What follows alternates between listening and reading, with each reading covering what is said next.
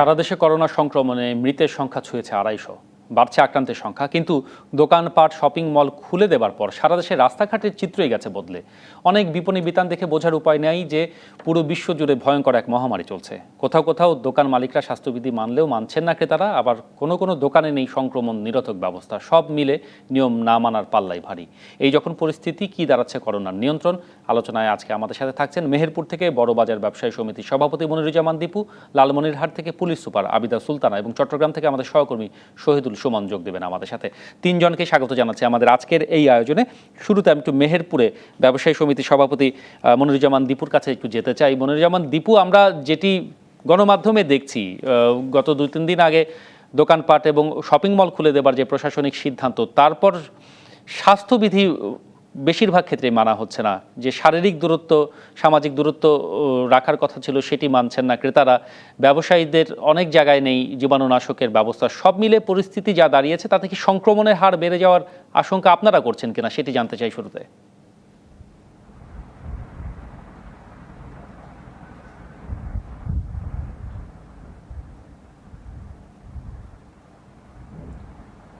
ধন্যবাদ আপনাকে।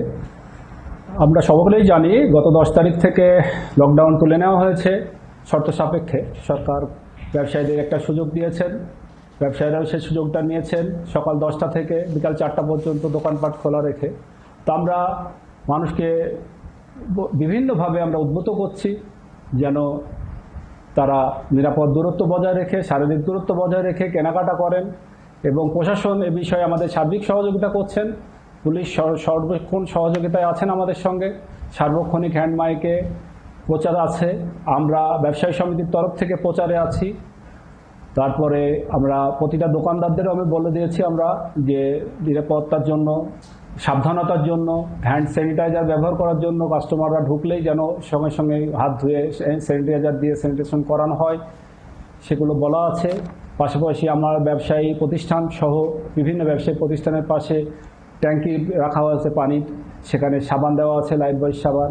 মানুষ করবে, ব্যবহার করে যেন বাজারে আসেন, দোকানপাটে ঢোকেন। কিন্তু মনিরুজ্জামান দীপু, আপনি যে কথাগুলো বলছেন, মানে যে নিয়মের কথা বলছেন, সেই নিয়ম কি আসলে মানা হচ্ছে কিনা? মেহেরপুরের যে চিত্র আমরা টেলিভিশনে দেখছি, তাতে আসলে যে স্বাস্থ্যবিধি মেনে চলার যে বিষয়টি, সেটি অনেক ক্ষেত্রেই দেখা গেছে যে সাধারণ মানুষও মানছেন না, ব্যবসায়ীদের মধ্যেও এক ধরনের শিথিলতা রয়েছে।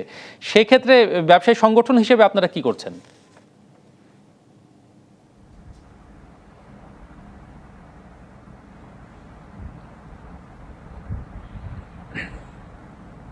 আমরা সেটাই বলতে চাচ্ছিলাম যে আসলে সব থেকে ঝুঁকির মুখে কিন্তু কাস্টমারদের থেকে ব্যবসায়ীরাই বেশি।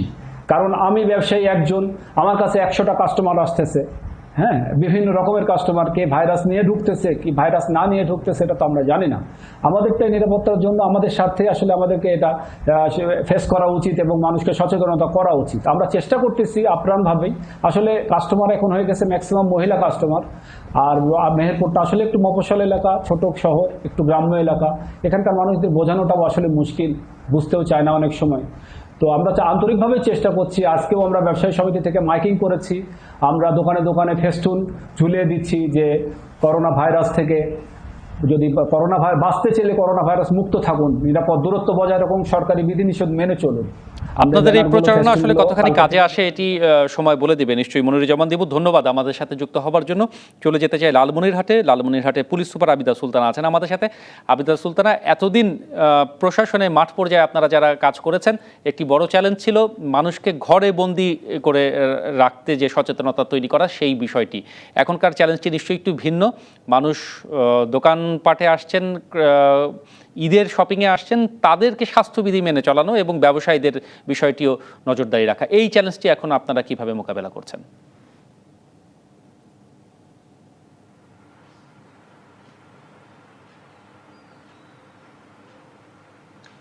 ধন্যবাদ আপনাকে। আমরা লালমনিরহাট জেলা পুলিশের পক্ষ থেকে প্রথম থেকে আপনি যে কথাটা বললেন যে মানুষকে ঘরে রাখা, সেটার জন্য বিভিন্নমুখী কার্যক্রম প্রথম থেকে নিয়ে আসছিলাম। সেটা তো ছিলই। তারপরে আমরা যে কাজটির উপর বেশি গুরুত্ব দিয়েছি সেটি হচ্ছে যে বাহিরের জেলা থেকে লালমনিরহাটে প্রবেশের ক্ষেত্রে আমরা প্রবেশ মুখগুলোতে চেকপোস্ট করে সেখান থেকে যাদেরকে আমরা চিহ্নিত করতে পেরেছি তাদেরকে আমরা হোম কোয়ারেন্টাইন করেছি এবং লাল পতাকা দিয়ে, যাতে তারা বাইরে মিশতে না পারে সাধারণ মানুষ, তার বাড়িতে সে 14 দিন অন্তত হোম কোয়ারেন্টাইন মেনটেন করে। এবং এখন যে চ্যালেঞ্জটি আমরা দেখছি যে মানুষ মার্কেটে চলে যাচ্ছে, এবং লালমনিরহাটে আরেকটি বড় চ্যালেঞ্জ সেটি হচ্ছে যেখানে শপিং মল সেরকম বা মার্কেট প্রতিষ্ঠান সেরকম কিন্তু কম, বেশিরভাগই রাস্তাকে কেন্দ্র করে সেখানেই দোকানগুলো বিচ্ছিন্নভাবে দোকান বেশিরভাগ ক্ষেত্রে। তো সেই কারণে এটা নিয়ন্ত্রণ করা কিন্তু আরো একটু কষ্টসাধ্য আমাদের জন্য।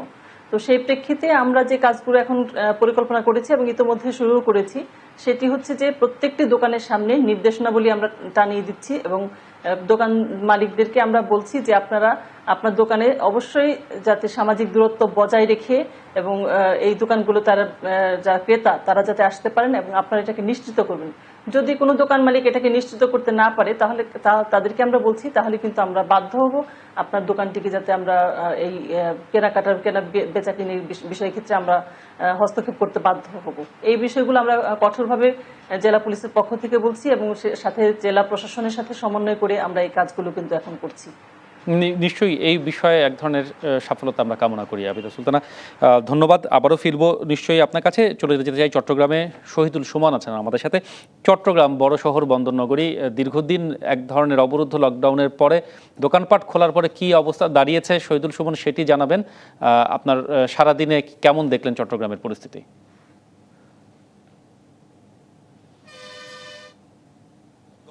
10 তারিখ থেকে যখন সরকার ঘোষণা দিয়েছে দোকানপাট এবং শপিং মলগুলো খুলতে পারবে, তখন আমরা দেখেছি শপিং মল মালিকরা এবং ব্যবসায়ীরা এক ধরনের দোটানায় পড়ে গেছেন, তারা দ্বিধাদ্বন্দ্বে পড়ে গেছেন। তারা শপিং মলগুলো এবং বিপণী বিতানগুলো খুলবেন কিনা খুলবেন না, এরকম পরিস্থিতিতে তারা এক ধরনের যেসব বিপণী বিতান এবং শপিং মলগুলো রয়েছেন সেই সব শপিং মলের মালিক সমিতি যারা রয়েছে, ব্যবসায়ী সমিতি, তারা একটি বৈঠক করেছেন। বৈঠক থেকে তারা আসলে মূলত সিদ্ধান্ত নিয়েছে করোনা পরিস্থিতি যাতে স্বাভাবিক থাকে এবং সংক্রমণ যাতে বিস্তার লাভ না করে, সেজন্য তারা যে বড় বড় শপিং মলগুলো রয়েছে, বিপণী বিতানগুলো রয়েছে, সেগুলো বন্ধ রাখবেন। তারপরে আমরা দেখছি 10 তারিখ থেকে বড় বড় যে শপিং মল এবং বিপণী বিতানগুলো রয়েছে সেগুলো খুলে নিয়ে, তারপরেও দেখেছি আমরা নগর জুড়ে ছোট ছোট কিছু আউটলেট, বিশেষ করে আরং আর্ট এবং জেন্টাল পার্কের মতো কিছু কিছু ব্র্যান্ডেড শপগুলো তারা তাদের আউটলেটগুলো খুলেছে এবং সেখানে তারা স্বাস্থ্যবিধি মেনেই কিন্তু ব্যবসা করছেন বলে আসলে ব্যবসায়ীরা আমাদেরকে জানিয়েছে। আমি এই মুহূর্তে জিসির মোড়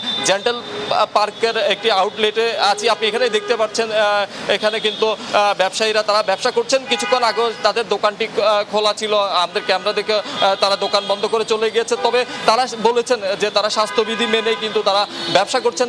তবে কাস্টমারের সংখ্যা কিছুটা কম রয়েছে, তারপরও যতটুকু পারা যায় তারা তাদের যে স্বাস্থ্যবিধি মানার ক্ষেত্রে যে যে নিয়মগুলো রয়েছে সেগুলো তারা মেনে চলছে। আপনি দেখছেন এখানে আসলে আউটলেটের সামনে একটি জীবাণুনাশক একটি চেম্বার রয়েছে। তারা বলছেন যে প্রতিটি ক্রেতাকেই তারা এই চেম্বারের মধ্যে দিয়ে জীবাণু মুক্ত করে তারা তখন তাদের দোকানে প্রবেশ করতে দিচ্ছে। আমরা দেখেছি প্রত্যেকটি দোকানেই আসলে এই ধরনের আউটলেটগুলোতে এই ধরনের ব্যবস্থা তারা করেছে। তারা বলছেন যে যাতে করোনা ভাইরাস বিস্তার লাভ না করে সেজন্য তারা সব ধরনের ব্যবস্থা যেগুলো নেওয়া সেগুলো তারা নিয়েছে। তবে প্রতিদিনই কিন্তু শোভন চট্টগ্রামে করোনা আক্রান্তের সংখ্যা বাড়ছে। ইতিমধ্যেই প্রায় গতকাল পর্যন্ত যে সংখ্যাটি ছিল চট্টগ্রামে প্রায় 300-র মতো এখানে করোনা ভাইরাস আক্রান্ত হয়েছে। এরই মধ্যে কিন্তু প্রায় 19 থেকে 20 জন করোনা রোগী চট্টগ্রামে মারা গিয়েছে। তো এখনো পর্যন্ত বলা চলে চট্টগ্রামে এখনো পর্যন্ত যারা সাধারণ মানুষ রয়েছে তাদের মধ্যে তেমন কিন্তু আমরা ভয় ভীতি দেখছি না। তারা কিন্তু বিভিন্ন কারণেই বিভিন্ন অজুহাতে কিন্তু তারা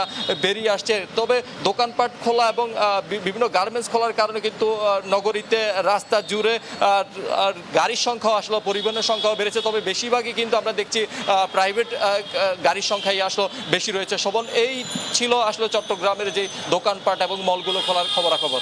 শহীদুল সুমন চট্টগ্রাম থেকে আমাদের সেখানকার খবর জানাচ্ছিলেন। একটি বিরতির পরে ফিরে এসে দোকানপাটে ভিড় বাড়ায় করোনার পরিস্থিতি কী দাঁড়াচ্ছে নিয়ে আরও আলোচনা হবে, সাথেই থাকুন। ফিরে এলাম মানচিত্রে। এটি নিবেদন করছে সোশ্যাল ইসলামী ব্যাংক লিমিটেড।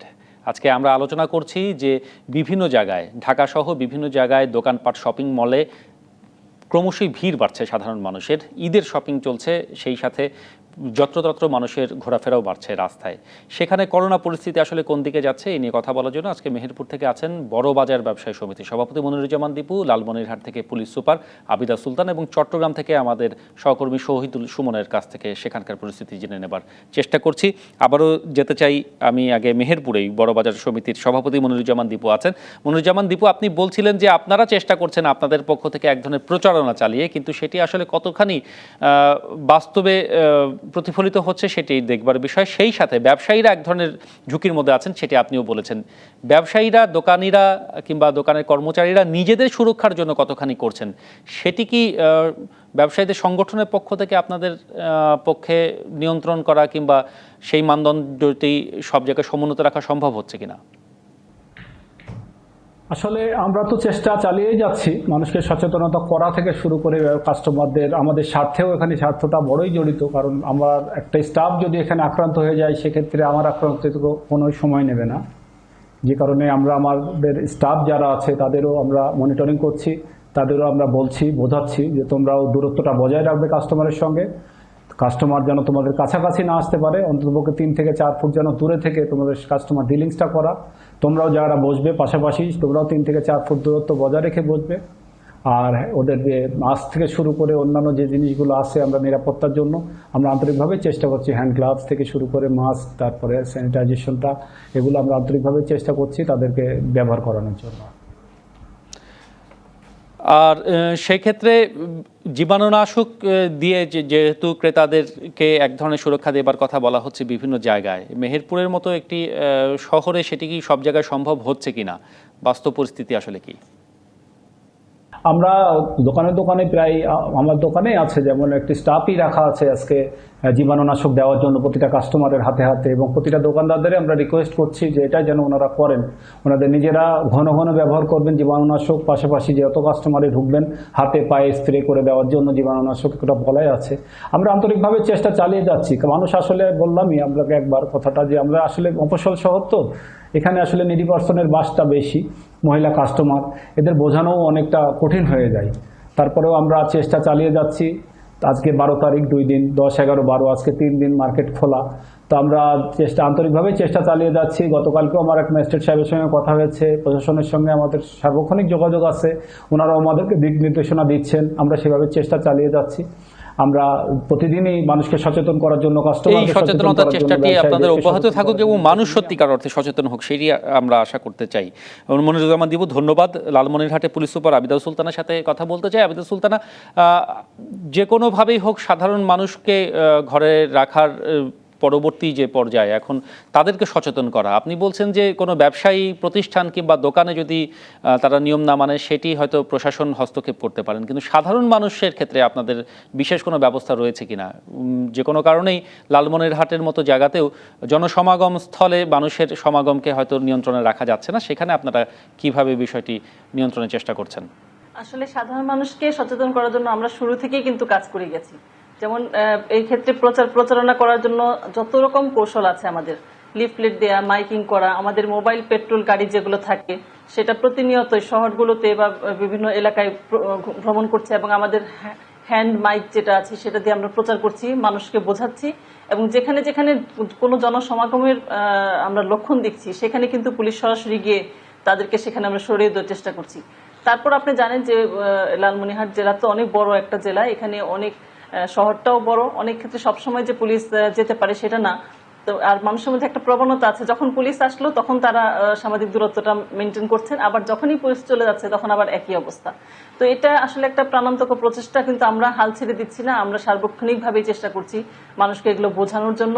আরেকটা বিষয় আমি উল্লেখ করতে চাই যে আমরা কিন্তু আরেকটা বিষয়কে বেশি জোর দিচ্ছি, সেটা হচ্ছে যারা বাইরের জেলা থেকে আসছেন এইগুলোতেই আমরা তাদেরকে আইডেন্টিফাই করে তারা যাতে 14 দিন অন্তত তার বাড়িতে হোম কোয়ারেন্টাইন করেন, সেই জন্য আমরা কিন্তু লাল পতাকা দিয়ে এবং লোকাল ইউনিয়ন পরিষদের মেম্বার সাহেবদেরকে দিয়ে, ইউনিয়ন পরিষদের চেয়ারম্যানদেরকে আমি ইনভলভ করেছি এবং তাদের মাধ্যমে আমরা এগুলো নিশ্চিত করছি। এবং পাশাপাশি এখন পর্যন্ত আপনি জানেন লালমনিরহাট জেলায় 14 জন করোনা ডিটেক্টেড হয়েছে, তার মধ্যে 2 জন ইতিমধ্যেই সুস্থ হয়ে গেছেন, বাকি 12 জন এখন যারা ডিটেক্টেড তার মধ্যে একই পরিবারের আছেন 6 জন। তো আমরা সে কারণে এই পরিবারগুলো এবং তাদের সারাউন্ডিং যে আশেপাশে বাড়িগুলো আছে সেগুলোকে আমরা লকডাউনগুলো এখনো রেখেছি, যাতে সেখান থেকে আরো কন্টামিনেশন ছড়াতে না পারে। এবং পাশাপাশি আমাদের চেকপোস্টের মাধ্যমে যারা বাইরের জেলা থেকে আসছেন এখনো পর্যন্ত যারা বিভিন্ন কৌশলে বিভিন্নভাবে চলে আসছে, তাদের আমরা সংবাদ পাওয়া মাত্রই তাদেরকে আবার হোম কোয়ারেন্টাইন করছি। তো আর এই বিষয়গুলো আমরা আমাদের যে ফেসবুক গ্রুপ আছে বা বিভিন্নভাবে প্রচার করছি, মানুষকে বোঝানোর চেষ্টা করছি যে আপনারা ঘরে থাকুন এবং বিশেষ প্রয়োজন ছাড়া বাইরে আসবেন না, সামাজিক দূরত্ব বজায় রাখুন। এবং ব্যবসা প্রতিষ্ঠানগুলো যে আজকের যে আপনার আলোচ্য বিষয় যে বাজারগুলো, হাট বাজার এবং মার্কেটগুলো এখানে রাখা, সেটাও আমরা এখন চেষ্টা করছি দোকান মালিকদের সাথে কথা বলে, এবং তাদের যে প্রচারণাটা আমরা সব দিক থেকেই প্রচারটা বজায় আপনাদের রাখছি। এই পুলিশ এবং, চেষ্টাটি আসলে সফল হোক দোকান সেই আশাবাদ আমাদের করতেই হবে, সেটি লালমনিরহাট কিংবা মেহেরপুর, চট্টগ্রাম যেখানেই হোক না কেন সারা দেশেই। অসংখ্য ধন্যবাদ আবিদা সুলতানা যোগ দেওয়ার জন্য। চট্টগ্রামে আছেন শহীদুল সুমন, কিছুক্ষণ আগে একটি বিপণী বিতানের সামনে দাঁড়িয়েছিলেন, দেখতে পাচ্ছি পেছনে আসলে ইফতার কেনা বেচা শুরু হচ্ছে, একই সাথে দোকানপাট খোলার সাথে সাথে ইফতারের পসরাও বসেছে। সেখানে কি অবস্থা চট্টগ্রামের? সাধারণ মানুষ স্বাস্থ্যবিধি মানছেন কিনা, কিংবা যারা বিক্রি করছেন তাদের ক্ষেত্রে কতখানি সচেতনতা, সব মিলে জানতে চাই। করোনা ভাইরাসের কারণে ইফতার বেচা বিক্রিতে আসলে যে চিত্রটা অন্যান্য বছর আমরা দেখি, সেই চিত্রটা কিন্তু এবার পাল্টে গেছে।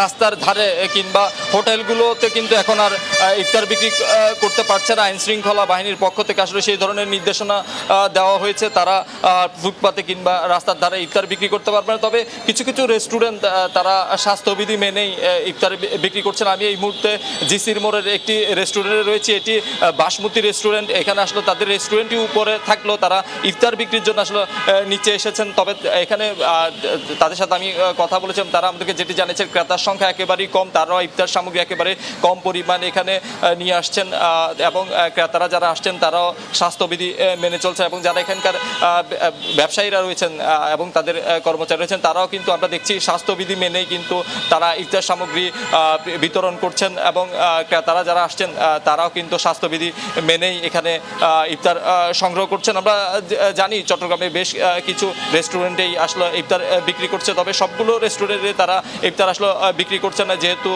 ইফতার বিক্রি করতে গেলে এখানে অনেকগুলো স্বাস্থ্যবিধি মেনে চলতে হবে। এছাড়া চট্টগ্রামের প্রতিদিনই কিন্তু আমরা দেখছি করোনা ভাইরাসে আক্রান্ত রোগীর সংখ্যা বেড়ে যাচ্ছে। তো যারা ইফতার বিক্রি করছেন তারাও কিন্তু স্বাস্থ্যবিধি মেনে চলছে, এবং যারা কিনতে আসছেন তারাও আমরা দেখছি স্বাস্থ্যবিধি মেনে তারা কিনছেন। তবে এই পরিস্থিতি আসলে কতদিন থাকবে সেটি আসলে সাধারণ মানুষ প্রশ্ন তুলেছেন। তো আইন শৃঙ্খলা বাহিনীর পক্ষ থেকে বিষয়গুলো আসলে তদারকি করা হচ্ছে। শোভন। শহীদুল সুমনকে ধন্যবাদ জানাতে চাই, মনিরুজ্জামান দীপু এবং আবিদা সুলতানাকে, এবং সেই সাথে এতক্ষণ আপনারা যারা আমাদের সাথে ছিলেন। এই ছিল আমাদের আজকের আয়োজনে। আগামীকাল অন্য কোনো এলাকার অতিথিদের নিয়ে হাজির হব। থাকুন জিবিসি নিউজের সাথে।